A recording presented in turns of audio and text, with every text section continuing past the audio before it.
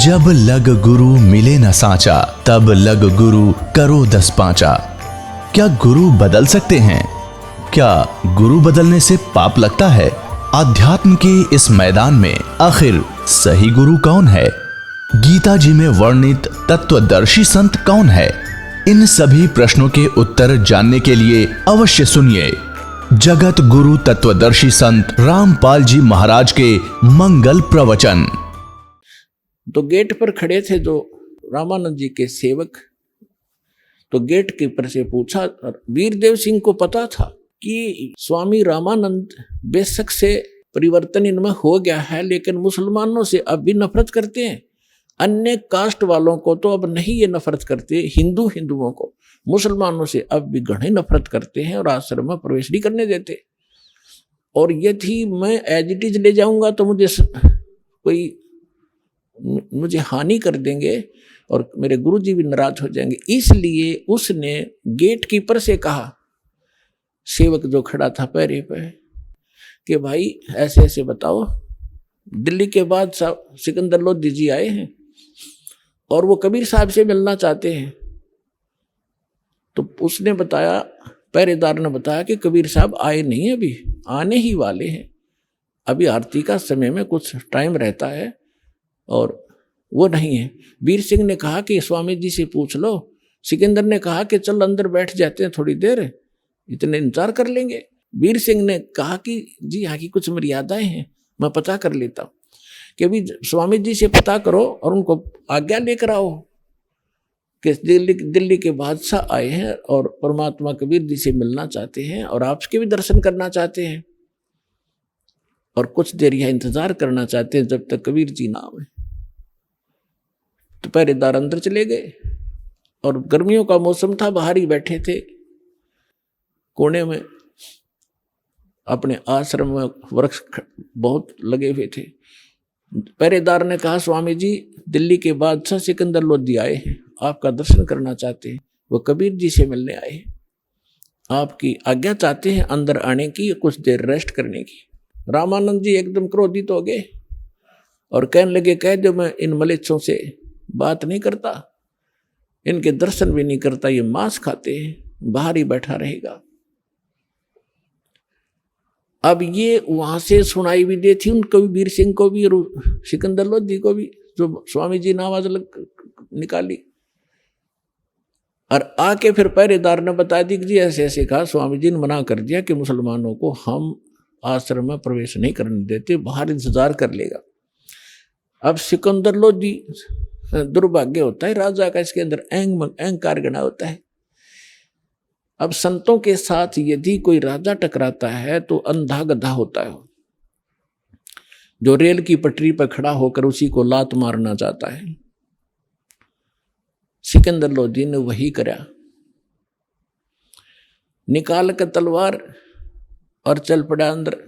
कि ये 2 कौड़ी का महात्मा दिल्ली के सम्राट को ऐसी शब्द बोलता है तो आम मुसलमान के साथ ये कैसा बर्ताव करता होगा, इसकी गर्दन काट देता हूं।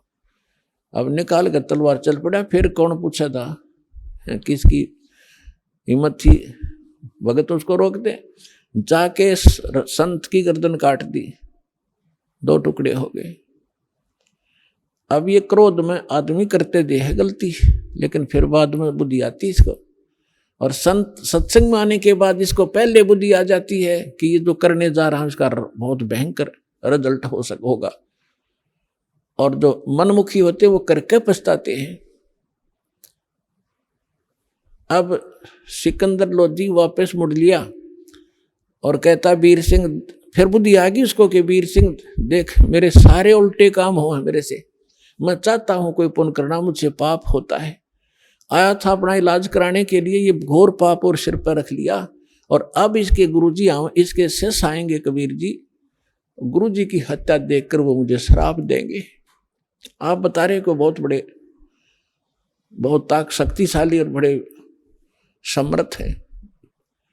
अब चल वीर सिंह वापस चलते हैं, ये तो मैंने सारी उम्र भोगना ही पड़ेगा। अब वीर सिंह क्या बोल रहा है, वो राजा, वो छोटा और वो सम्राट आगे आगे चल पड़ा। जो ही बाहर निकले आश्रम से, परमात्मा आ रहे थे। सिकंदर वीर सिंह ने कहा महाराज जी तो आ गए जी, ये सामने आ गए।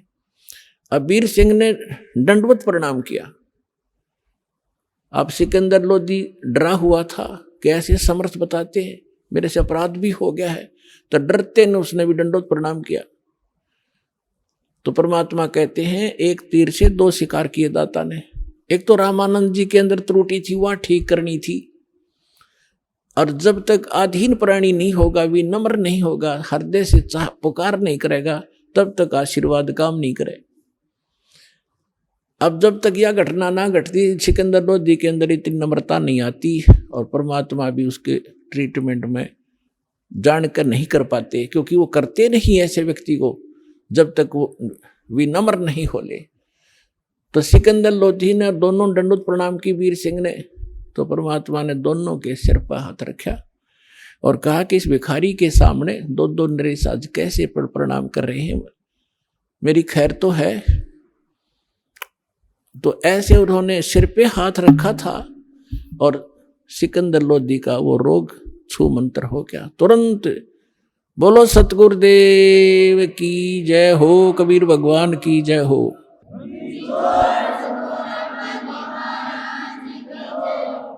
अब सिकंदर लोधी ने दृढ़ता से पैर पकड़ लिए, एकदम स्वस्थ हो गया, जैसे कभी रोग था ही नहीं।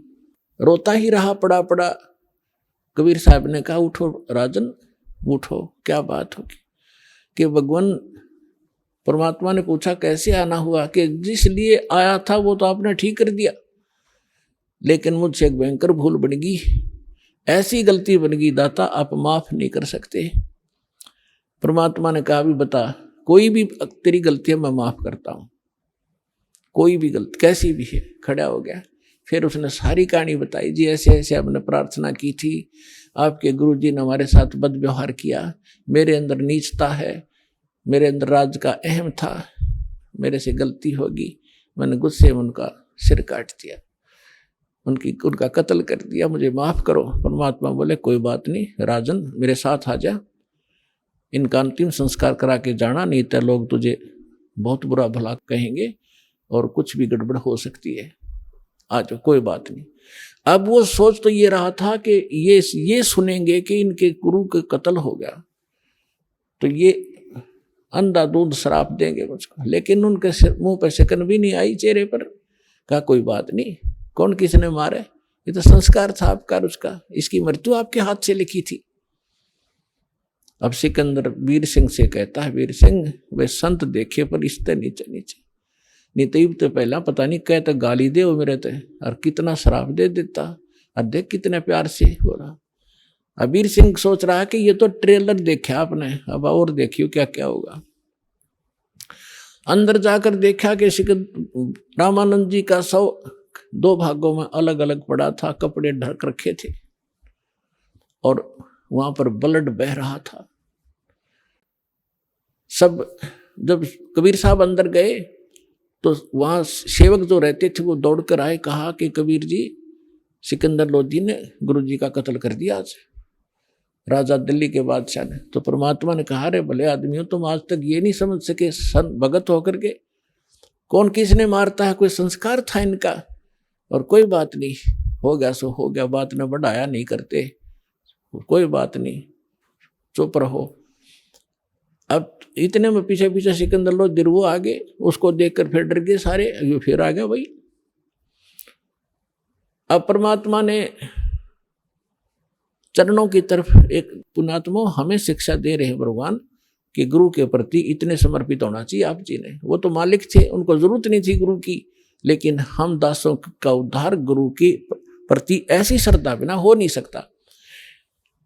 दंडवत प्रणाम किया पैरों की तरफ और फिर खड़े हुए और कहा गुरुदेव उठियो, आरती का समय हो गया और आपके दर्शनार्थ दिल्ली के बादशाह आए हैं। इतना ही कहा था भगवान ने, वो धड़ के ऊपर शीश आके अपने आप लग गया और रामानंद जी सामने बैठ गए। निशान भी नहीं दिखाई दिया कि सचमुच ये कटा था कि नहीं कटा था। बोलो सतगुरुदेव कबीर साहेब की जय।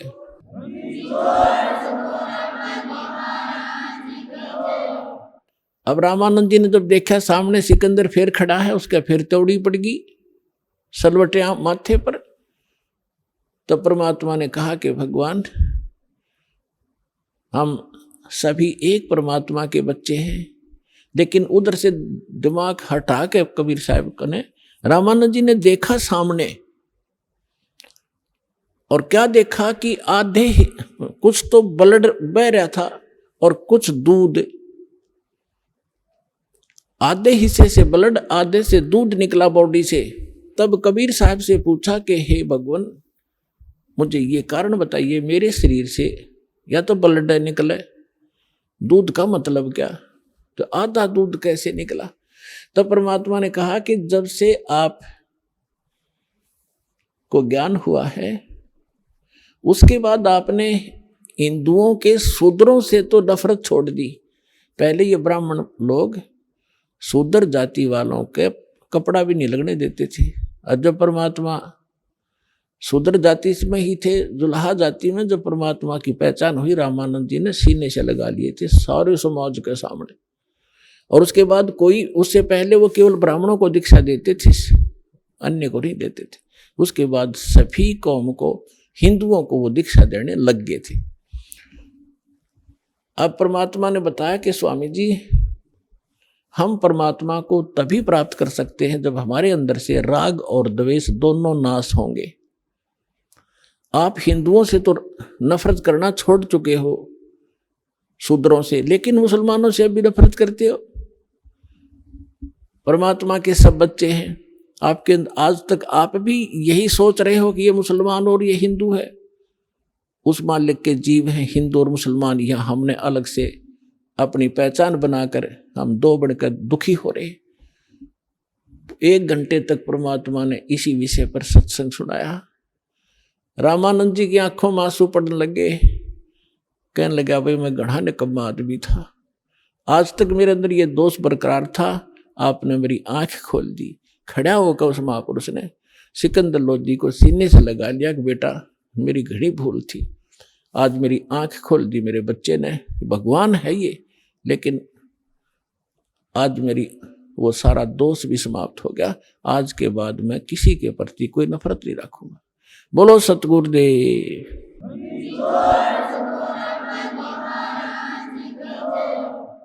अपने आत्माओं, सत्संग जो किए जाते हैं, कोई किसी कथा या पात्र बनाकर किए जाते हैं।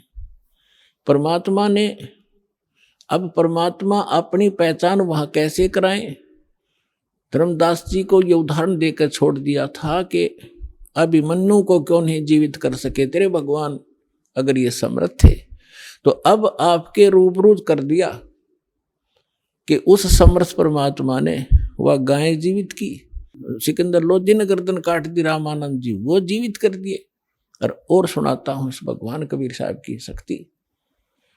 अब जब वो कबीर साहब से सिकंदर लोधी ने अर्ज किया कि हे भगवान, हे अल्लाह के रूप, आप दिल्ली चलो मेरे साथ, और वहां की जनता में भी यही आग फैल रही है, हिंदू और मुसलमानों की आपस में बहुत झगड़े रहते, मुझे भी चैन से नहीं रहने देते। आपके इतने निर्मल विचार हैं दाता, वो सारे एक हो जाएंगे, आप मेरे साथ चलो। परमात्मा बोले, मैं ऐसे नहीं चलता, पहले मेरा शिष्य बन, तब मैं जाऊंगा। कहने लगे, जी बोलो क्या? शिष्य बन गया मैं? मेरे तो जीवन ही नहीं था, आपने दान दिया है जीवन, मैं आपका शिष्य, आप मेरे मालिक हो। परमात्मा बोले, सुन ले, कुछ नियम होते हैं शिष्य के। शराब, मांस, तमाकू छुआ नहीं का, और अपने राज्य में मुनादी कर देना, प्रतिबंध लगा देना, कोई जीवन सा नहीं करेगा। अब उसने कहा कि देखो जी, मैं प्रयोग नहीं करूंगा मांस आज के बाद, ये मेरा पक्का वायदा हो लिया। तम्बाकू भी नहीं प्रयोग करूंगा, शराब तो हम प्रयोग करते ही नहीं। और दूसरी रही बात कि मैं प्रतिबंध जरूर लगा दूंगा, लेकिन मैं मजबूर हूं, ये मुसलमान मेरी मानेंगे नहीं, और मैं ज्यादा जोर दूंगा तो मेरा राज खत्म कर देंगे, इसलिए मैं विवश होऊंगा इस बात पर। परमात्मा बोले, ठीक है, तू मत खाना। अब ठीक है जी। तो मालिक को साथ लेकर परमात्मा चले गए झोपड़ी में, वो आ गए अपने राज दरबार में वीर सिंह के पास। तो वहां शेख तकी नाम का जो गुरु था मुसलमान, उसको जाकर के राजा ने बताना ही था अपनी खुशी कि भाई आज मैं कमाल हो गया, मैं बिल्कुल स्वस्थ हो गया तकी, शेख तकी जी, हे पीर जी। और कबीर साहब ने केवल आशीर्वाद दिया था, मेरे सिर पे हाथ रखा था, मैं स्वस्थ हो गया, मेरा कति आज कोई मुझे रोग का नामो निशान नहीं है, मैं बहुत खुश हूँ। और वीर सिंह अब खाना खाऊंगा, और खूब छक्कर रोटी खाई। अब कहते हैं 2 फकीर और 2 वजीर ये कभी भी एक दूसरे की प्रशंसा सुन नहीं सकते। अब उसके आग लगी कि तेरी महिमा कम और कबीर की महिमा ज्यादा होगी। तो मुंह तो डाल दिया शेख तकी ने। सिकंदर लोधी को मालूम था कि शेख तकी रूस गया तो मुसलमान ग्रुप सारा रूस गया तेरा, और ये आग लगा देगा, तेरे राज को नाश करवा देगा। चिंतित हुआ, पूछा क्या बात है, क्यों चिंतित हो, कैसे आपने नाराज हो गए मेरे से? तो उसने कहा कि मेरी क्या जरूरत है, तुझे पीर मिल ही गया है, काफिर काफिर। अब उसने सोचे सिकंदर लोधी ने कहा ये इसका तो ये रोग लग गया भाई। तो कहने लगा जी क्या बात है बताओ तो, कि क्या जरूरत है तुझे? तो कहता ठीक कर दिया, और आप ये कहते हो रामानंद को जीवित कर दिया, मेरे सामने जीवित करके दिखाओ तब मानो मैं। अपने आत्मा सिकंदर लोधी चिंतित हो गया। अब वीर सिंह ने एक बीच का रास्ता निकाला। वीर सिंह ने कहा शेख तकी जी देखो, आप भी पीर हो, गुरु हो, और वो भी गुरु हैं। देखो संतों की लड़ाई ज्ञान की होनी चाहिए, इन सिद्धि शादियों की नहीं होती, क्योंकि वो ज्ञान से परिचित थे। आप ज्ञान की चर्चा कर लो उनके सामने, हम बुला लेते हैं, बुला लो बुला लो। अब कबीर साहब आ गए, सिकंदर लोधी और सारे बैठ गए, हजारों लोग श्रोता आ गए। तब परमात्मा ने कहा कि बोल प्रसन्न कर भाई शेख तकी। उसने कहा कि हमारे पीर जो मोहम्मद जी थे ये अंतिम रसूल थे, उसके बाद कोई रसूल नहीं आएगा, और जो साधना हम करते हैं वो हमारे अल्लाह ने सीधा बताया था हजरत मोहम्मद जी को, और कुरान शरीफ का ज्ञान सीधा दिया था एक फरिश्ते के माध्यम से, जबरील के माध्यम से। हमारा कुरान शरीफ 1 नंबर का ज्ञान है, और आपका ज्ञान व्यर्थ है, ये गॉड गिवन नहीं है। हमारी साधना सर्वश्रेष्ठ है। तो परमात्मा ने कहा कि देखो पीर जी, परमात्मा की भक्ति किस लिए की जाती है? घर में सुख हो, शरीर स्वस्थ रहे, घर में कोई दुर्घटना ना हो, कोई अशांति ना हो, कोई इसी प्रकार का कोई ऐसा अनहोनी ना हो, ऐसे इसलिए करते हैं। और मोक्ष हो, हाँ कहाँ ऐसे करते हैं कि आप हजरत मोहम्मद जी जितनी साधना, नमाज या कोई परहेज रख सकते हो कि नहीं? नहीं, वो तो महापुरुष थे, वो तो नबी थे, रसूल थे, तो उन जितनी आप नमाज भी नहीं कर सकते इसी श्रद्धा से। हजरत मोहम्मद जी का जीवन देखो, वो पहले भी दुखी थे और नबी बनने के बाद भी दुखी, साधना करते करते पैर टूट गया उनके ऊपर। पहले उसकी मां की गर्भ में थे जब पिता की मृत्यु, 8 वर्ष के हुए, जब 6 वर्ष के हुए जब मां की मृत्यु, फिर दादा पाले था, 8 वर्ष के हुए दादा की मृत्यु, अनाथों की तरह पला, और फिर उसका 25 वर्ष की आयु में एक 40 वर्ष की आयु की एक औरत से विवाह हुआ, जो 2 बार पहले विधवा हो चुकी थी। उसके बाद उससे उसको 6 संतान मिली, 7 संतान हुई, 3 पुत्र और 4 पुत्रियां। और जब वो नबी बन चुका था उसके बाद उसकी 3 पुत्र मर गए उसकी आंखों के सामने। तो खाक साधना है तुम्हारी, और इस भक्ति से ऐसे पैर टूटते रहे तो क्या भक्ति है ये तुम्हारी? अब फिट्टे मुंह हो गया उसे शेख तकी, चुप हो गया। कहने गए तो हमारे नबी की बेइज्जती करता, हम सुन नहीं सकते हैं, ये कहकर उठकर झंडी पाड़ दी। इनके पास यही है, नकलियों के पास बकवास करना। फिर सिकंदर लोधी का यह बात घर में हृदय में दचगी के सचमुच खाक साधना थी वह, लेकिन वो राजा बोल नहीं सकता पब्लिक के सामने। पब्लिक के सामने संत ही बोल सकता है। संत सर्व हितैषी होते हैं, वो केवल अपने राज के हितैषी होते हैं।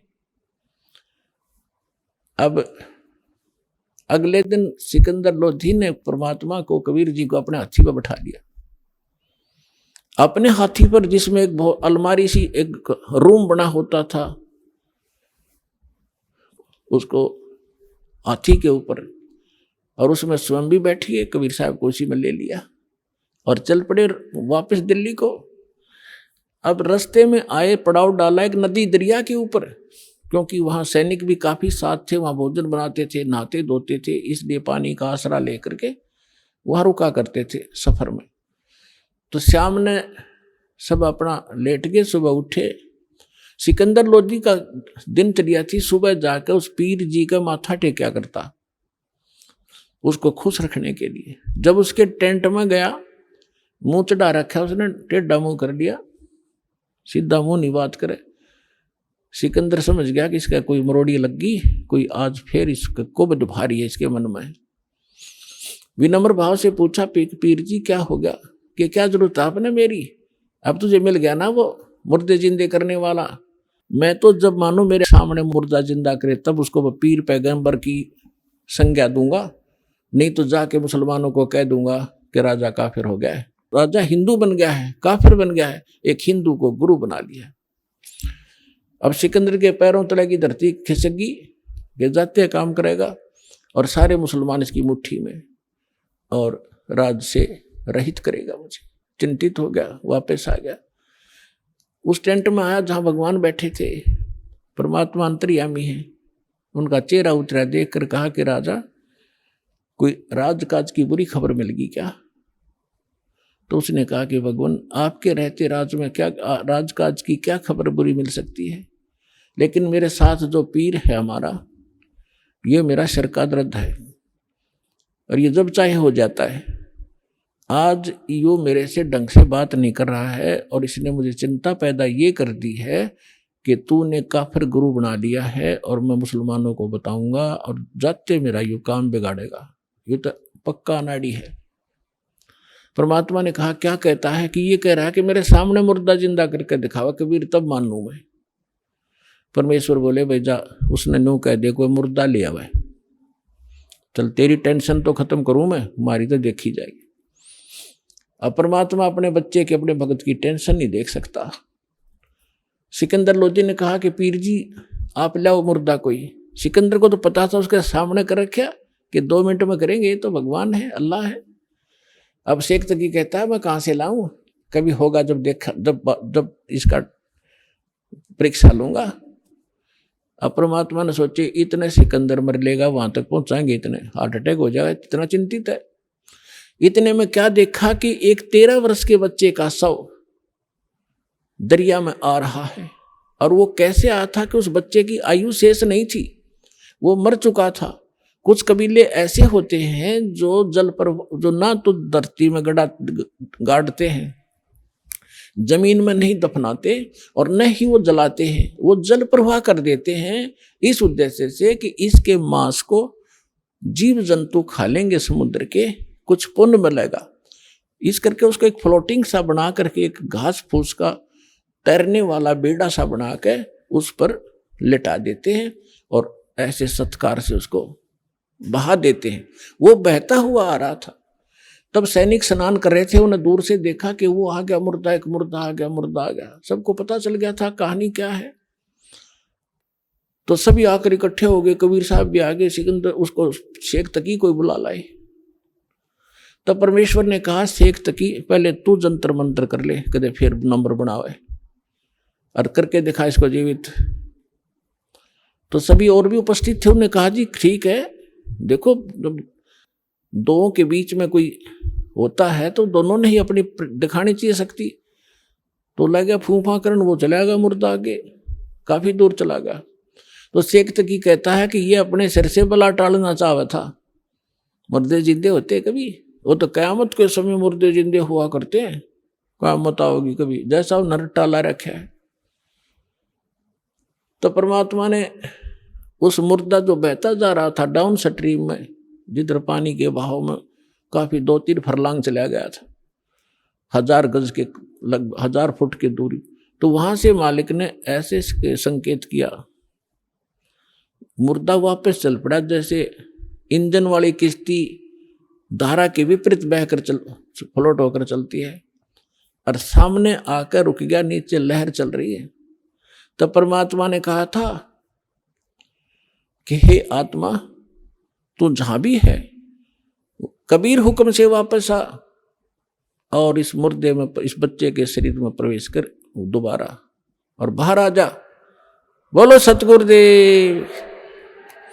उसी समय वो बच्चा जीवित हुआ, कंपन हुई शरीर में, और परमात्मा के चरणों में आके दंडवत प्रणाम किया। बोलो सतगुरुदेव।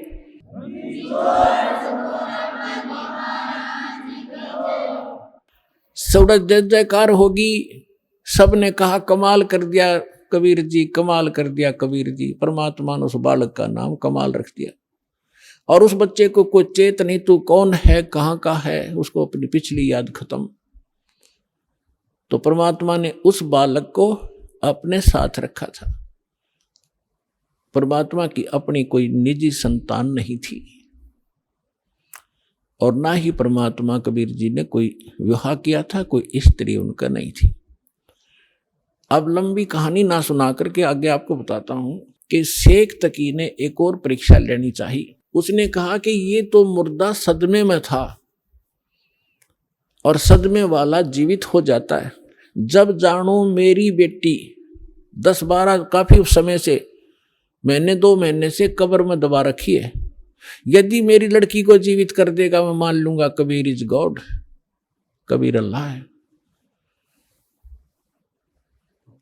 और नहीं तो ये भगवान नहीं है, फिर डंडोरा पीट दूंगा। अब फिर चिंतित हो गया कि सिकंदर लोधी कि इसने तो कोई ना कोई सिर दर्द मेरा बना के ही रखना है। तब कबीर साहब को पता चला टेंशन का। तब कबीर साहब ने कहा कि ऐसा करो सिकंदर, इनसे कहो आप आसपास के अक्षेत्र में अनाउंसमेंट कर दो कि तीसरे दिन शेख तकी की बेटी कब्र से निकालकर कबीर जीवित करेगा, कबीर जी। अब सिकंदर जी को तो पता था कि जो कह दिया फाइनल। उसने तुरंत मुनादी करवा दी। सौरों आसपास लाखों की संख्या में लोग एकत्रित हो गए जिस दिन मालिक ने समय रखा था। कब्र फुड़वा दी। सिकंदर शेख तकी खड़ा, सिकंदर राजा खड़ा, मंत्री खड़े और भी दर्शक बहुत गणे। उस कब्र को फोड़ दिया गया। बच्ची का शव उसके अंदर था। 12-13 साल की लड़की थी। अब परमात्मा ने कहा कि शेख तकी अब तू अजमा ले अपना जंतर मंत्र, कहीं फिर 5-6 नंबर बनावे। तो वहां उपस्थित सभी व्यक्तियों ने कहा जी अगर इसके पास कोई शक्ति होती तो अपनी बेटी ने कौन मिट्टी में दाब कर जाता, ये तो फेल है इस मामले में, आप दया करो। तब परमेश्वर ने कहा कि हे शेख तकी की बेटी जीवित हो जा। लड़की जीवित ना हुई। और फिर कहा कि शेख तकी की बेटी जीवित हो जा, ना हुई। तो शेख तकी ने भंगड़ा पा दिया, नाचे कूदे, देखो ढोंगी का ढोंग पकड़ा गया। मुर्दे कभी जीवित होते हैं, ये तो क़यामत में होते हैं, क़यामत में होते हैं। उस नालायक व्यक्ति ने अपनी बेटी के जीवित ना होने का गम नहीं, कबीर साहब के हारने की खुशी मना रहा है। तो ये होते हैं साकेट प्राणी के लक्षण। सामने भगवान खड़ा और उसके साथ खसने लग रहे। परमात्मा ने तीसरी बार फिर कहा, वो फिर भी नहीं हुई। तो और ज्यादा जंप लगावे, कूदे, नाचे, डांस करे। परमात्मा ने कहा डट जा बंडेले, तू शांति करे। वो तो उसको दिखाना था उसकी नीचता जनता को कि ये अपनी बेटी को जीवित कराने में खुश नहीं है, ये तो कबीर जी को हराने में खुश है। ऐसा साकेट व्यक्ति है। उसी समय परमात्मा ने कहा कि हे जीवात्मा जहां भी है तू कबीर हुक्म से वापस आ और इस बेटी के शव में प्रवेश कर। बेटी वापस आ। 2 सेकंड के अंदर लड़की जीवित होकर मालिक के चरणों में दंडवत प्रणाम किया। बोलो सतगुरुदेव।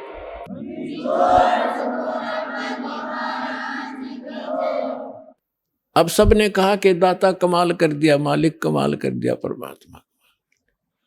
परमेश्वर ने कहा कि उसका नाम कमाली रख दिया परमेश्वर ने, और जा बेटी तेरे पिता के साथ ले जा शेख तकी।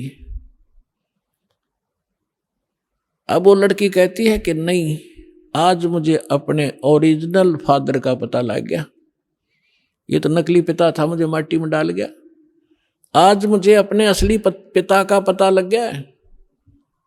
और 1.5 घंटे तक उस लड़की ने वहां कथा सुनाई, अपने पूर्व जन्म की कथा सुनाई। अपने आत्माओं, परमात्मा कहते हैं जो जन मेरी शरण है ताका हूं दास, गेल गेल लाग्या फिरूं जब तक धरती आकाश। अब ये जो पिछली पीढ़ी का समय अब चल रहा है, और जितने पुण्यात्मा श्रद्धा से नाम लेंगे ये तो पार होंगे ही होंगे। ये तो करोड़ों की संख्या में, लाखों अरबों की संख्या में पार होंगे।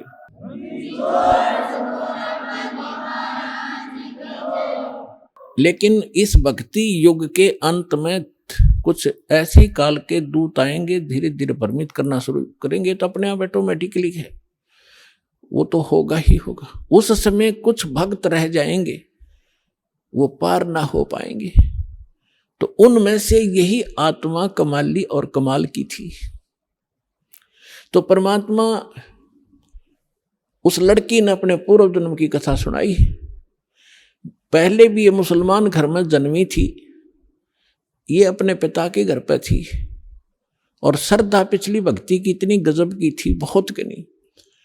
और वहां परमात्मा, जब ये लड़की चारा लेने के लिए पशुओं का खेतों में गई हुई थी, वहां भगवान मिले थे कबीर जी जिंदा महात्मा के रूप में, एक कुएं पर बैठे थे। तो वहां लड़की ने भी अपना जो चारा ला था उस वृक्ष के नीचे रखा। उस समय विश्राम करने के लिए साधु मिल गए, पीर जी दिखे तो उनसे प्रणाम किया। परमात्मा ने काफी उसको ज्ञान दिया, बेटा भक्ति करनी चाहिए। वो कहती जी भक्ति करती हूँ, ईद बकरीद मनाते हैं, नमाज करती हूँ, ऐसे करती हूँ। परमात्मा ने सारा ज्ञान समझाया, बेटी ये ईद और बकरीद मनाना, मांस खाना, ये महापाप है, ये नहीं खाना चाहिए। कोई आपको काट कर खावे कैसा लगे? लड़की स्तब्ध हुई। बच्चे का जल्दी घर करती है ये ज्ञान, अज्ञान भी ज्ञान भी, बुराई भी और अच्छाई बच्चा जल्दी से ग्रहण करता है, जैसा उसको माहौल मिलता है। काफी ज्ञान सुनाया, बेटी ये भक्ति नहीं, भक्ति अलग से हट के इसकी। अब सामने देखा कि भी मुसलमान ही है, ये बता रहा है, तो बच्ची के बात समझ में आ गई। कहने के भगवान फिर क्या करूं?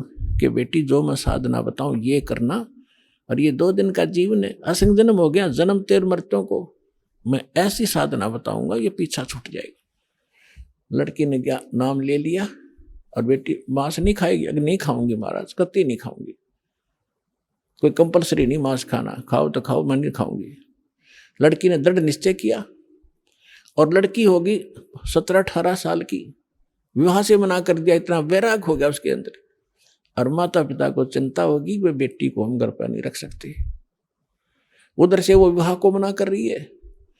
तो लास्ट में माता पिता ने कह दिया, बेटी अगर तुम विवाह नहीं कराएगी तो हम दोनों आत्महत्या करेंगे, हम तुझे यहाँ नहीं देख सकते, बेटी को कैसे रखेंगे, कल न पता नहीं क्या उक चुक हो जाएगी। अब लड़की ने सोचा है बुढ़ा बुढ़िया मरेंगी, उसने यस कर दी, ठीक है मैं शादी करवा लूं। विवाह हो गया, एक बहुत अच्छे नेक अफसर के अधिकारी के उसका विवाह हुआ, क्योंकि जो भगवान की भक्ति करे वो तो ठीक ठिकाने जागा बालक। वो नेक आदमी था, मुसलमान, भगवान से डरने वाला था। ठीक है हम परंपरागत से गलतियां कर भी रहे अपने समाज अनुसार, लेकिन पिछले संस्कार भी हमारे साथ रहते।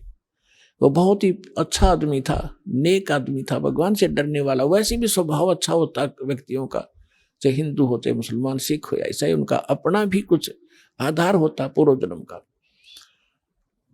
तो जब वो लड़की वहां विवाह करके वहां गई अपने पति के पास, तो उसको कहा कि मैं आपसे एक अर्ज करना चाहूंगी, वो मेरी अर्ज सुनो। उसने कहा कि बोलो, एक छोड़ दो बता। कि मैं संतानों उत्पत्ति नहीं करूंगी, मैं सप्रस नहीं करूंगी आपको, और आपने यदि मेरे साथ बलपूर्वक किया तो मैं आत्महत्या कर लूंगी। तो उसने कहा, उसका नाम राबिया था, कि राबी आपने निकाह कबूल क्यों किया? मना कर देती, कोई कंपलसरी। मुसलमानों में एक ऑप्शन है, लड़की स्वीकृति देगी तो ब्याह होगा, नहीं तो नहीं होगा। तो उसने कहा कि, राबिया ने कहा कि मेरी मजबूरी थी इसलिए मैंने स्वीकृति देनी पड़ी। उसके पति ने पूछा कि मजबूरी क्या थी तेरी? कि मैं चाहती हूँ भगवान की भक्ति करना, और मुझे एक संत मिले थे, उन्होंने मुझे एक ज्ञान दिया था, उस आधार पर मैं दृढ़ हूँ, और ये असंग जन्म का झंझट डिपका खत्म कराऊंगी, मैं इसलिए ब्याह नहीं करवाऊँ थी माता पिता से मैं। तो उसने कहा कि अपने माता पिता के सामने मना करना था कि मैंने खूब किया था।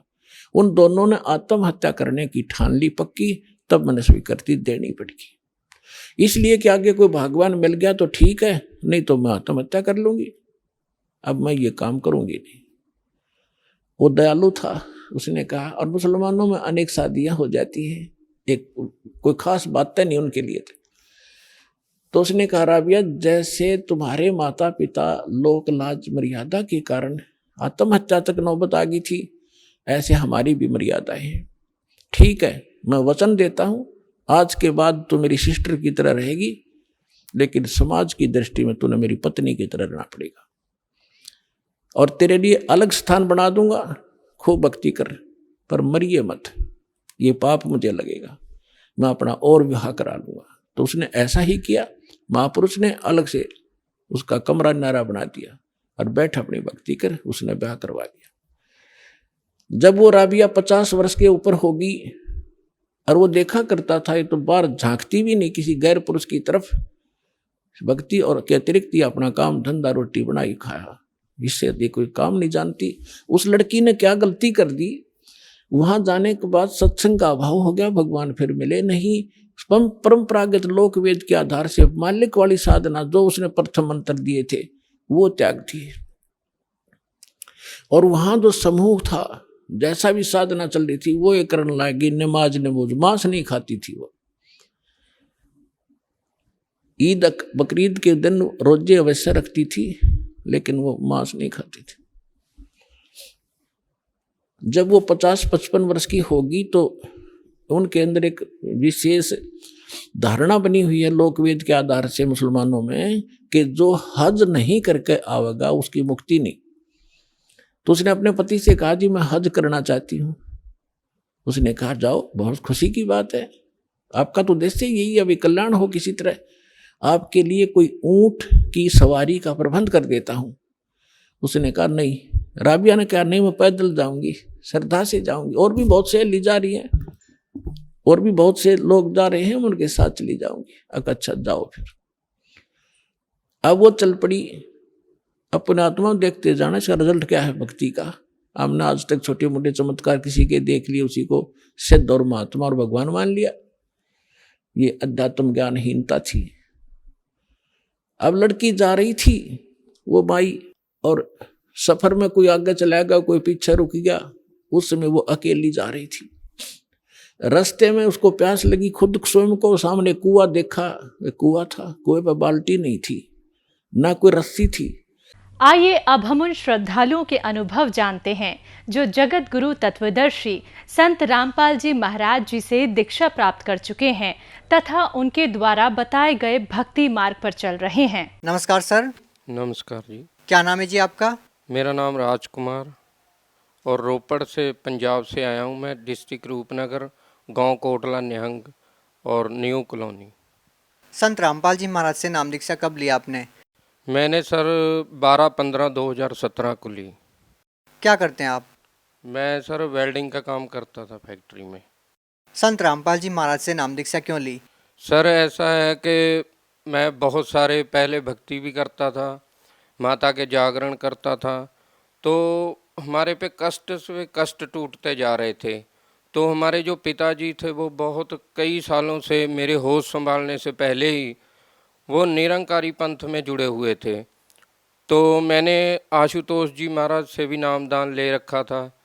तो कहीं ना कहीं वो भक्ति से मेरे को आराम नहीं था मिल रहा, कोई घर में बरकत नहीं थी पैसे की, और वैसे भी हमारे खर्चे पे खर्चा और दुख तकलीफ़ें बहुत थी।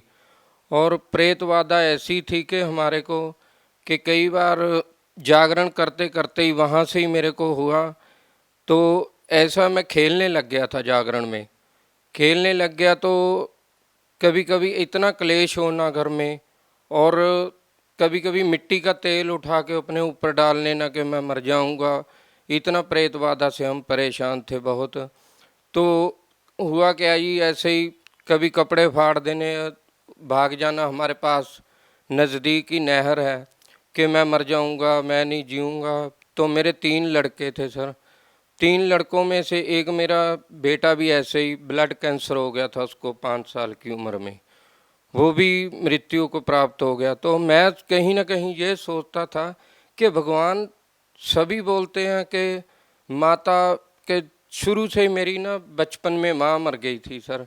मैं 6 महीने की उम्र थी मेरी, तो जो मेरी मदर थी, मेरा सर यहाँ से पूरा गल गया था, यहाँ से हड्डी निकल गई थी कि यहाँ से, तो पूरा डैमेज हो गया था। तो मेरी मदर इसी चक्कर में मर गई कि नहीं ये बचेगा नहीं। तो सर मदर तो मर गई, फिर मैं बच गया। मेरा अमृतसर में ऑपरेशन हुआ इसका। तो मेरे, जब मैं होश संभाली तो मेरी मदर की कोई फ़ोटो भी नहीं थी घर में। मैंने को नहीं था पता माँ कैसी होती है। तो सर जी मैंने जब होश संभाली तो मैंने माता दुर्गा को, और मैं यही सोचा कि यही जगजननी है, यही सृष्टि की रचनहार है। तो मैं माता को बहुत मानता था। सबसे ज़्यादा इतना मैं करता था कि जो भी करते हैं माता ही करती है, तो सारा कुछ इतनी भक्ति करता था कि मैं 1-2 बार माता ने मेरे को दर्शन दिए।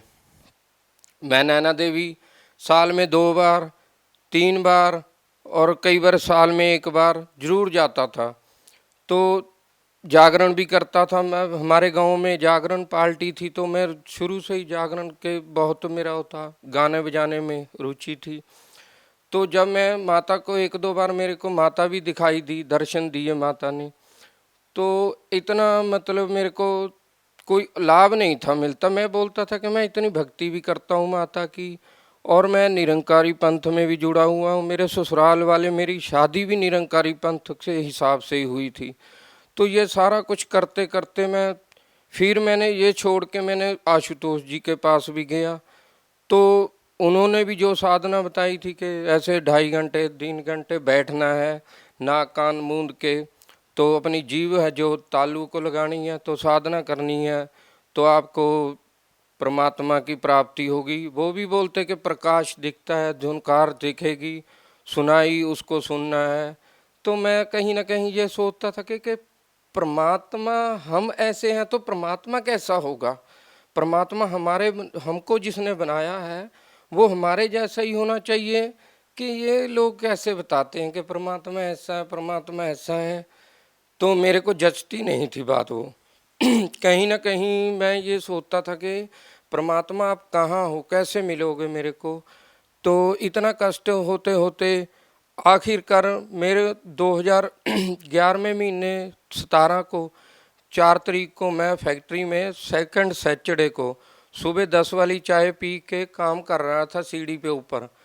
तो नीचे बहुत बड़ा कबाड़ पड़ा हुआ था लोहा, तो मैं ऊपर से गिर गया सर जी। मेरे को नहीं पता, मेरे ना महीने में 2 महीने में ऐसी चोट लगती थी कि बड़ी कसूती चोट लग जाती थी, बहुत देर बहुत चोटें भी लगती थी। तो ऐसे करते करते मैं क्या, ये भी भगवान मेरे पे इतना कष्ट क्यों आ रहा है, हमारे घर में इतना क्लेश।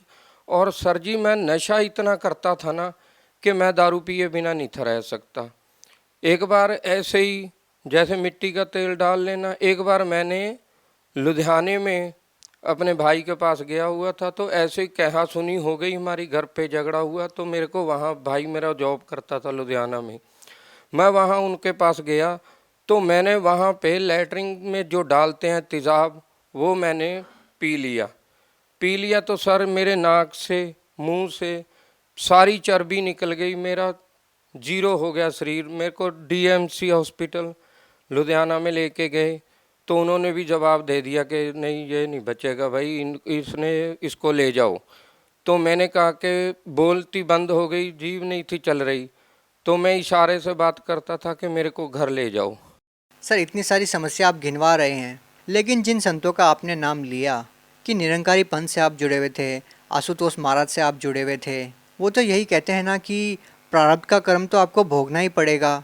तो फिर समस्या क्या थी? आपको संत रामपाल जी महाराज से नाम दीक्षा लेने की क्या जरूरत पड़ी? सर जी ऐसा है, सभी बताते हैं कि जो जो पाप कर्म है इंसान को ये भोगने पड़ते हैं, क्योंकि संत रामपाल जी महाराज एक ऐसे संत हैं और जो कबीर साहब हैं जिन्होंने भी संतों भक्तों ने ये भक्ति की है, तो यही बताते हैं कि परमात्मा जो पूर्ण परमात्मा है वो पाप कर्म दंड को काट देता है और भक्त को पूर्ण शक्ति से अपनी से उसको मोक्ष देता है, अर्थार्थ भक्ति जिसको मंत्र मिल जाता है, पूर्ण परमात्मा की भक्ति। क्या जो आपने समस्या गिनवाई, जो तकलीफें आपको थी, क्या संत रामपाल जी महाराज जी से नाम दीक्षा लेने के बाद ठीक हो गई वो? 100% सर, बिल्कुल। सर, संत रामपाल जी महाराज जी से नाम दीक्षा लेने के बाद आपको और क्या लाभ मिले? सर जैसे मैंने संत रामपाल जी महाराज से नाम दीक्षा लिए को अभी 1 महीना ही हुआ था, तो जनवरी का महीना था, तो मैं रात को 1 बजे मेरे को जमदूत ले गए यहाँ से। तो वहाँ नरक था, ऐसे कुत्ते टाइप के थे जो जानवर थे और वो बोल रहे थे और 2 बंदे मेरे इस बगल खड़े थे, 2 इस बगल। तो मेरे को पकड़ के बोलते कि तुम क्या कर रहे हो, तुम्हारी टाइम, इतनी मेरे को पीड़ा हो रही थी। तो पीड़ा के बीच में तो मेरे को पूछा कि तुम क्या कर रहे हो। मैंने बोला कि मैं माता के जागरण भी करता हूँ, भक्ति करता हूँ माता की, और मैंने निरंकारी पंथ से भी जुड़ा हुआ हूँ। मैं अपना आशुतोष महाराज जी के पास भी वो भी भक्ति की है। तो आखिर में जब नहीं मेरी पीड़ा कम हुई, नहीं छोड़ रहे थे, तो फिर याद आया मेरे को कि मैंने तो संत रामपाल जी महाराज से नाम लिया हुआ है। तो मैंने बोला कि मैंने तो संत रामपाल जी महाराज जी के नाम लिया हुआ है। तो बोलते कि संत रामपाल जी महाराज कौन है? मैंने कहा वो तो पूर्ण परमात्मा कबीर साहब के अवतार हैं, कि वो तो वेद शास्त्रों को सारा को खोल के बताते हैं कि भक्ति करनी चाहिए। तो संत रामपाल जी महाराज वहीं प्रगट हो गए। प्रगट हुए जब, तो वैसे मेरे को बहुत पीड़ा हो रही थी, मेरे को पकड़ा हुआ था। तो संत रामपाल जी महाराज ऐसे आए, बहुत सफ़ेद वाहन था उनका, तो जैसी वेशभूषा मैंने उनकी चित्र में देख रखी थी वैसे ही। तो मैंने बड़ा सोचा कि गुरुजी तो ऐसे चले गए निकल के, तो मेरे को छुड़ाया तो है नहीं जैसे हमारी आम आदमी की वृत्ति होती है। तो वो तो बताया कि संत जो होता है उसके वचन में शक्ति होती है। तो जब चले गए गुरुजी, तो मैंने कहा कि गुरुजी ने तो मेरे को नाम दे रखा है। तो मैंने जो प्रथम मंत्र मेरे को मिले हुए थे 7 मंत्रों से पहले मंत्र है जो, तो मैंने उसका उच्चारण करना शुरू कर दिया जोर जोर से। तो करने वो छोड़ के मेरे को ऐसे गिर गए, पासे हो गए मेरे से। तो जो जानवर ने मेरे को पकड़ रखा था, तो मैंने उसको गुरुजी का नाम लेके ऐसे फाड़ दिया। तो जब मेरी आत्मा कड़क से मेरे शरीर में जब डली, तो जब शरीर में डली तो मेरा शरीर काम करना ही बंद कर गया था और पूरा भीगा पड़ा था। मेरी रज़ाई, मेरा बेड पूरा भीगा हुआ था। तो मैंने कहा हे परमात्मा, मैं तो बच गया आज। फिर मेरा शरीर नहीं था जब काम कर रहा था। मैंने फिर वो सोचा कि गुरुजी ने जब बताया कि जो कोई भी टेंशन हो, कोई भी समस्या है, तो आपने मंत्र जाप करना है या नित्य नेम करना है। तो मैंने जब देखा कि 3 बज चुके हैं, तो मैंने सर रात को, मेरे को पता है मैं फ़ोन इतनी दूर टीवी के पास रखा हुआ था, तो मैंने कहा मेरा तो फ़ोन ही नहीं है मेरे पास। जब मैंने हाथ ऐसे मारा तो मेरे सिराने नीचे फ़ोन था। तो जब मैंने फ़ोन चलाया तो उसमें नित्य नेम सुना मैंने और गुरुजी के स्वरूप देखे, तो मेरा शरीर नॉर्मल हो गया। बिल्कुल नॉर्मल होने के बाद मैंने जब नित्य नेम किया तो मैं सो गया। फिर नित्य नेम करने के बाद, उसके बाद गुरुजी आए संत रामपाल जी महाराज और मेरे को वो नज़ारा दिखाया सर, जो मैं आज हर किसी को बता सकता हूँ कि मेरे को संत रामपाल जी महाराज ऊपर ले गए। जो कहते हैं कि भगवान निराकार है, वहाँ कुछ नहीं है।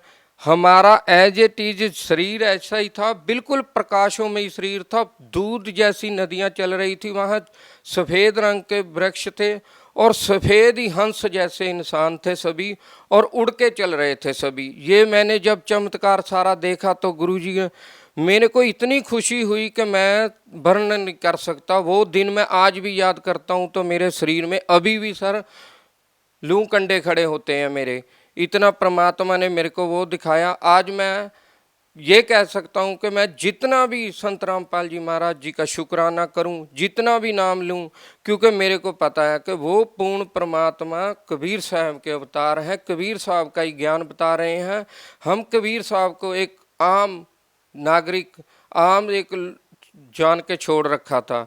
तो ऐसे ही एक बार मेरे बेटा है 18 साल का है, रोहित कुमार है उसका नाम, तो वो लैटरिन बैठा था तो रोता बहुत था। मेरे को मेरे घरवाली बोलने लगी कि ये इसको कोई तकलीफ़ है, इसको ले जाओ हॉस्पिटल दिखाओ। तो सर मैं उसको पूछा कि क्या बात है, कहता डैडी मेरे को लैटरिन नहीं आती है, मेरा बहुत बुरा हाल है। सर जी तो मैंने डॉक्टर को दिखाया तो डॉक्टर ने बोला कि इसको तो बवासीर है भाई। तो उन्होंने पर्ची पे दवाई लिख दी 1300-1400 की, बोलते कि ये 10-15 दिन इसको दवाई खिलाओ, उसके बाद फिर देखेंगे क्या करना है। तो मैंने गुरुजी के सत्संग सुनता था कि गुरुजी ऐसे लाभ देते हैं सारा। तो सर जी मैंने संत रामपाल जी महाराज जी को जब प्रार्थना लगाई तो गुरुजी ने बोला कि परमात्मा दया करेंगे। तो वैसे जब बोला तो आहिस्ता आहिस्ता वो प्रॉब्लम पता ही नहीं कहाँ चल गई। आज बेटे को 1.5-2 साल हो गए हैं, कोई प्रॉब्लम ही नहीं, बिल्कुल सही है। पहले हमारी आर्थिक स्थिति नहीं थी ठीक, आज वो भी बहुत बढ़िया हो चुकी है। तो पहले हम साइकिल से तंग थे, आज परमात्मा ने हमको 2-2 मोटरसाइकिल दे रखे हैं। और परमात्मा आगे आगे भी मेरे को इतना विश्वास है कि जो परमात्मा हमारे शरीर की बीमारियों को नाश कर सकता है, हमको सुख दे सकता, आगे हमको परमात्मा बहुत कुछ देंगे। और मेन हमको तो यही परमात्मा से चाहना है कि हम मोक्ष प्राप्त करें और हमारी भक्ति को सफल बना के हमको गुरुजी संत रामपाल जी महाराज सतलोक लेके जाएं। ऐसा क्या सर, जो संत रामपाल जी महाराज जो भक्ति बताते हैं, जो मंत्र जाप देते हैं, वो पूरे शास्त्र वेद गीता बाइबल कुरान शरीफ को खोल खोल के पढ़ाते हैं। कुरान शरीफ बाइबल ये तो पहले भी थे, पहले भी तो लोग पढ़ ही रहे थे इनको। पढ़ रहे थे सर, पर कहते हैं ना जैसे गीता जी में लिखा हुआ है कि वो पूर्ण संत है, जो वो तत्वदर्शी संत है, वो जो तत्व ज्ञान का जो करता है कि हे अर्जुन, जो जो शास्त्र विधि को त्याग के मनमानी पूजा करते हैं उनको ना तो कोई सुख ना सुवृद्धि और ना ही उनकी गति होती है। तो आपके कहने का जो मतलब है कि बाकी के जो संत हैं वो शास्त्र विधि से अलग भक्ति बता रहे हैं। बिल्कुल सर, कोई भी शास्त्रों के अकॉर्ड भक्ति नहीं बताता इस संसार में, क्योंकि मैंने बहुत जगह जाके देख लिया, मैंने बहुत सत्संग सुने हैं। वो जो अपने हिसाब से वो बोलते फलाने भक्त की कथा सुना। लेकिन ये बात बताइए, आपने कहा कि आपने नशा भी छोड़ दिया, शास्त्र विधि अनुसार भक्ति करने से और नशा छोड़ने से ये बात कहाँ पर मैच करती है? ये तो अपने आप में कहीं लॉजिक ही नहीं बनता कि आपने शास्त्र विधि अनुसार भक्ति की और आपका नशा छूट गया। सर जी ऐसा है, ये पूर्ण परमात्मा की भक्ति है, इसमें इतनी शक्ति है ना। संत रामपाल जी महाराज जो भक्ति बताते हैं, जो भी हमारे देवी देवते जिनको हम पहले पूजते थे, हम श्राद्ध भी करते थे, पितरों की पूजा करते थे, व्रत भी करते थे, तीर्थों पे जाते थे, मंदिरों में मत्था टेकते थे, जो हमारी समस्या थी वो कभी हमारी टलती नहीं थी। लेकिन ये तो हर संत कहता है कि नशा नहीं करना चाहिए, ऐसा ही संत रामपाल जी महाराज कहते हैं, तो फ़र्क क्या है? सर जी कहने और करने में बहुत फर्क है। लेकिन नशा तो व्यक्ति को ही छोड़ना पड़ता है ना आखिरकार। नशा चाहते तो आप पहले भी छोड़ देते। नहीं सर जी, ये ऐसा गंदा जो कुआं है ना, इसमें से निकला नहीं जाता, ये लग तो जाता है, छूटता नहीं है। अब कैसे निकल गए आप? अभी जो संत रामपाल जी महाराज जी ने भक्ति बताई है, जो मंत्र जाप दिया है, तो मैंने वो मंत्र जाप कंटिन्यू करता रहा। मंत्र जाप से नशा छूट सकता है? हाँ जी बिल्कुल, 100% मंत्र जाप से नशा छूट जाता। तो संत रामपाल जी महाराज का अनुयायी कोई भी नशा नहीं करता? नहीं, बिल्कुल भी नहीं, हाथ तक नहीं लगाएंगे नशे को, करना तो दूर की बात, बिल्कुल भी हाथ नहीं लगाएंगे। जो जिसने भी संत रामपाल जी महाराज जी से नाम दीक्षा ले ली, उसका नशा 100% छूट जाएगा। सिर्फ करना क्या है कि जो संत रामपाल जी महाराज भक्ति बताते हैं उसको विधि अनुसार करना है, जैसे वो बोले वैसे करना है। जैसे अच्छा, आपने बताया कि आपको भूत प्रेत की भी बाधा थी, तो वो कैसे ठीक हुई फिर? सर जी ऐसा है, जब मैंने नामदान ले लिया था तो मेरे को उस टाइम भी ये लगता था कि मेरे को पीछे से कोई मार देगा, ऐसे बहुत देर ऐसे होता रहा, थोड़ा थोड़ा हल्का हल्का, जैसे जैसे मैंने भक्ति प्रारंभ की, करता रहा भक्ति, तो आहिस्ता आहिस्ता वो जो भूत प्रात की बाधा थी वो अपने आप हट गई, मेरे पीछे हट गई। तो आज मैं बिल्कुल स्वस्थ हूँ, कोई मेरे को तकलीफ़ नहीं। पहले मेरा वज़न 48, 49, 50 यहीं खड़ा था, आज मेरा 63-64 किलो वज़न है। बिल्कुल मैं नशा नहीं कोई करता, सारे काम करता हूँ, मेहनत मजदूरी करता हूँ। कोई मैं ये भी नहीं, पहले मेरी आर्थिक स्थिति बहुत कमज़ोर थी, मेरे पास 2 पैसे नहीं थे जुड़ते। लोग तो ये कहेंगे ना कि आज भी आप मजदूरी करते हैं। संत रामपाल जी महाराज जी में इतनी शक्ति है, इतनी भक्ति है, तो फिर आप अफसर क्यों नहीं बन गए, बड़े आदमी, बड़े सेठ क्यों नहीं बन गए? नहीं सर, ऐसा है, ये जो ज्ञान है, ये ज्ञान के आधार से अगर हम देखें, नानक जी, कबीर, परमेश्वर खुद यहाँ धरती पे रहे। परमात्मा इस मोह जाल से हमको निकालते हैं। हम अगर मान लो कि हम, ये तो जादूगर कर सकता है, तो जादूगर की जादूगरी हो गई कि हम, वो तो पैसा हाथ पे सरो जमा देगा, पर उसमें भक्ति में और उसमें बहुत अंतर है। क्योंकि भक्ति है, जो भक्ति करते करते हमको वो चाहिए जो हमको यहाँ नहीं मिल सकता। लेकिन उद्देश्य भक्ति करना है, पैसा नहीं। हाँ, हमारा भक्ति करके हमको मोक्ष प्राप्त होना। अच्छा, एक बात बताइए, लोग बहुत सारे दुखी हैं, जैसे आप दुखी हैं, आपसे भी ज़्यादा लोग दुखी हैं, और बहुत सारे कष्ट लोगों को हैं। वो चाहते हैं कि उनके कष्ट दूर हो जाए, वो नशा भी छोड़ दें। तो अगर वो संत रामपाल जी महाराज जी से नाम दीक्षा लेते हैं तो कितने दिन में उन लोगों की समस्या ठीक हो जाएगी? बिल्कुल सर, जैसे आपने बताया, जैसे ही नाम दीक्षा लेंगे संत रामपाल जी महाराज से, जैसे वो विधि बताएंगे वैसे विधि से करना है। जो सत्संग आता है साधना चैनल पे, उसको कंटिन्यू सुनना है। जो सत्संग मेमोरी कार्ड देते हैं, आरती देते हैं, रामायणी देते हैं दोपहर की, नित्यनेम सुबह का, जो जैसे जैसे करते चलेंगे ना, तो अपने आप ही उनकी सारी समस्या क्षण में दूर हो जाएंगी, इसमें कोई संदेह नहीं है। क्योंकि संत रामपाल जी महाराज हैं जो शास्त्रों के अकॉर्ड भक्ति बताते, एक एक शास्त्र को खोल के बताते हैं कि बच्चों इसमें ऐसे लिखा है, हम ऐसे कर रहे हैं। तो जब मैंने पहली बार सत्संग सुनते सुनते, जिस दिन मेरे को ये, तो सर मैं फैक्ट्री में गिर गया था, तो मेरे चोट लगी हुई थी, चोट लगी तो ये पूरा पासा मेरा डैमेज था, मैं चल फिर नहीं था सकता, बेड पे लेटा हुआ था, दवाई भी खाता था। जो मेरा नशे की लत लगी हुई थी उससे नहीं था मैं रह सकता। मीट मछली जो भी नशा था मैं छोड़ता नहीं था, कोई नशा। मेरे को ये नहीं था पता कि मैं मर जाऊंगा या नशा, नहीं, मेरे को इतना ही नहीं था, बस मैं नशा करने का मतलब था मेरे को, नशा जो भी हो चाहे जाए। मतलब मरना मंजूर था, नशा नहीं? नहीं था, नशा नहीं था छूटता ही मेरा सर। भगत समाज को क्या संदेश देना चाहेंगे? सर मैं तो यही संदेश देना चाहता हूँ भगत समाज को कि आप संत रामपाल जी महाराज जी के ज्ञान को समझें, ज्ञान को सुने, और ज्ञान को सुन के समझ के आप उनसे नाम दीक्षा ले। आपकी जैसी भी कोई प्रॉब्लम होगी तो 100% संत रामपाल जी महाराज से नामदान लेने से आपकी वो समस्या बिल्कुल ठीक हो जाएगी। सर ऐसा है, धीरे धीरे ये जो समाज है ना, ये रंगा पड़ा है। क्योंकि हम संत रामपाल जी महाराज सृष्टि रचना में भी बताते हैं कि शास्त्रों में बताते हैं कि ये जो लोक है ये काल का लोक है। हम काल की भक्ति कर रहे हैं, काल के यहाँ फंसे पड़े हैं। जब हम पूर्ण परमात्मा को जानेंगे, कि आज तक तो यही बता रहे हैं सबको, परमात्मा निराकार है। परमात्मा तो वेदों में लिखा, शास्त्रों में लिखा है कि परमात्मा तो साकार है, मनुष्य दृश्य है, हमारे जैसा ही है, हमारा सृजनहार। तो जब हमको पता चलेगा कि परमात्मा हमारे जैसा है, हम पूरा ज्ञान को समझेंगे, ज्ञान को परखेंगे, तो हमको सारी दुविधा हमारी हट जाएगी और हमको पूर्ण परमात्मा का पता चलेगा कि पूर्ण परमात्मा कौन है। जी धन्यवाद। सच साहब जी।